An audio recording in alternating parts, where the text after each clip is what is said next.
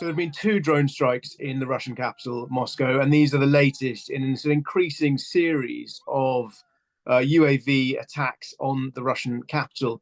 Now, what's interesting is that in the last month, Ukraine has been much bolder in claiming responsibility for them. Now, the most recent two, as far as I'm aware, Ukraine hadn't claimed responsibility, but Russia was very quick to blame Kyiv, and that prompted furious reactions from Russian pundits, from from allies of President Putin, indeed from former Russian President Medvedev, who was threatening nuclear retaliation. I mean, that is typical Russian bluster and saber rattling. But nonetheless, I think it makes the point that these strikes in Russia, in Moscow, are bringing the war to the attention of ordinary people. And what was interesting was to see how President Vladimir Zelensky of Ukraine responded. And he made the point that, the chaos of the war is seeping back into Russia.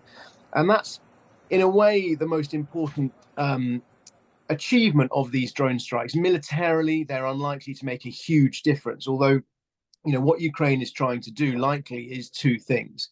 The first is to bring the war into the lives of ordinary people in Russia, to make them realize that they are at war, because, given Russia's chokehold, the Kremlin's chokehold on Russian media, it's very difficult for many people to be aware of what's actually happening on the front lines and what's being done in their name in Ukraine. Of course, the second consequence of that is to try and stretch Russia's resources. The fact that there have been strikes deep inside Russian territory. We're not just talking about Moscow. There have been missile strikes in the Rostov region, which borders Ukraine. We've seen over the last year there have been strikes on Russian airfields deep into Russian territory. All of these things combine to force Russia to put more attention and military resources into defending these areas. And if they're forced to do that, that takes away resources from the front line. So, we can see that in the wider context of the ongoing Ukrainian counteroffensive, where, really what they're trying to do is deplete Russia's logistics, deplete their morale, deplete their ability to fight in order to thin out the soldiers on the front so they can find the crack, break through, and exploit it. It's a hugely symbolic embarrassment for Vladimir Putin.